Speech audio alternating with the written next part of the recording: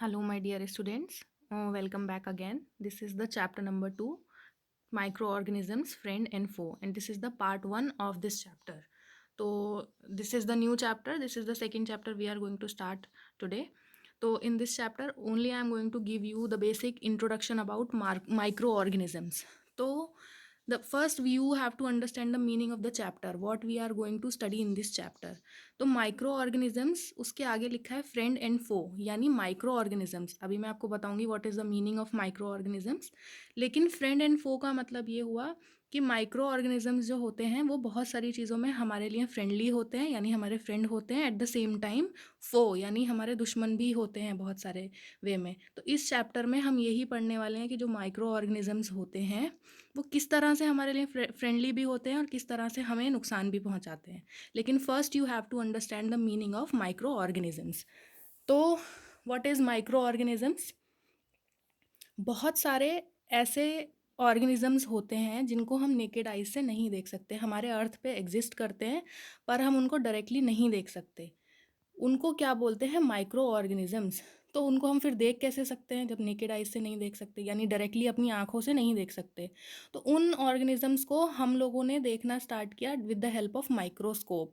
Scientist ने जब microscope develop किया तो उन्होंने उसके अंदर बहुत सारे ऐसी ऑर्गेनिजम्स को देखना स्टार्ट किया जो हमें नॉर्मली नहीं दिख रहे थे, लेकिन माइक्रोस्कोप्स की हेल्प से हमको दिखने स्टार्ट हो गए।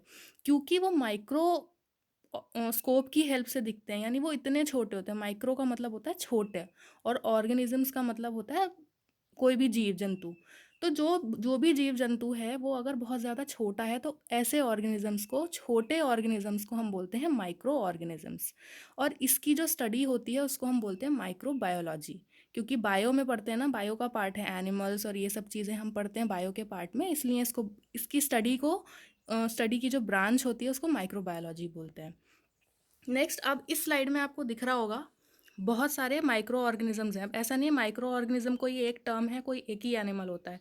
छोटे छोटे जो ऑर्गेनिजम्स हैं यानी माइक्रो ऑर्गेनिजम्स हैं वो बहुत डिफरेंट डिफरेंट टाइप के होते हैं। उनके स्ट्रक्चर्स अलग होते हैं, उनकी एक्टिविटीज़ अलग होती हैं। बहुत कुछ तो बेहद ही नुकसान पहुंचाने वाले होते हैं, कुछ बहुत फ्रेंडली भी होते हैं, कुछ दोनों तरह के होते हैं।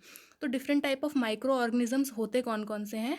बैक्टीरिया, वायरसेस, फंजाई, पैरासाइट्स, इसके अलावा भी बहुत सारे होते हैं। तो इसमें जो आपको दिख रहे हैं ये डिफरेंट टाइप के माइक्रो ऑर्गेनिजम्स हैं। और ये जो आपको स्ट्रक्चर्स दिख रहे हैं ये एक्चुअल माइक्रोस्कोपिक स्ट्रक्चर्स हैं, ये ड्रॉ किए हुए नहीं हैं, ये एक्चुअल माइक्रोस्कोपिक स्ट्रक्चर्स हैं। यानी बैक्टीरिया का स्ट्रक्चर ऑलमोस्ट ऐसा ही दिखता है, वायरस का ऐसा ही दिखता है, फंजाई और पैरासाइट का भी ऐसा दिखता है ऑलमोस्ट। अब अगर पैरासाइट या फंजाई कोई दूसरे टाइप का है तो उसका स्ट्रक्चर दूसरे टाइप का दिखेगा। तो ये माइक्रो ऑर्गेनिजम्स हैं डिफरेंट डिफरेंट टाइप के, इनके आपको नाम भी याद करने हैं। स्लाइड्स में जो भी कुछ लिखा हुआ आ रहा है आपको नोट्स बनाने हैं उसके। नेक्स्ट, अब हमारा क्वेश्चन है कि ये माइक्रो ऑर्गेनिजम्स रहते कहाँ हैं या ये सर्वाइव कैसे करते हैं।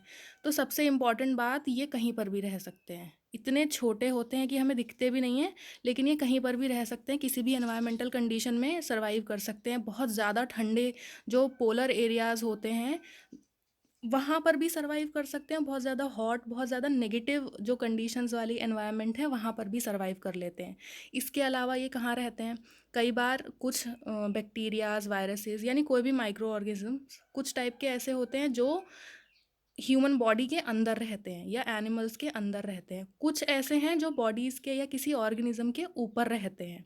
इसके अलावा इनका रहने का एक और तरीका होता है, कुछ अकेले रहते हैं, जैसे अमीबा, वो अकेला सर्वाइव करता है, उसको मतलब ऐसा नहीं है कि वो ग्रुपिंग में रहता है। लेकिन at the same time fungi, bacteria, वो कैसे रहते हैं? वो कॉलोनीज़ में रहते हैं। तो रहने का तरीका अलग है, कहाँ कहाँ रहते हैं, हर तरह के एनवायरनमेंट में आपको मिल जाएंगे ये। ऐसा नहीं है कि किसी एक पर्टिकुलर एनवायरनमेंट में ही रहते हैं। तो this is all about micro organism. तो आज मैंने आपको समझाया माइक्रो ऑर्गेनिजम्स का मतलब क्या होता है, इंट्रोडक्शन क्या है।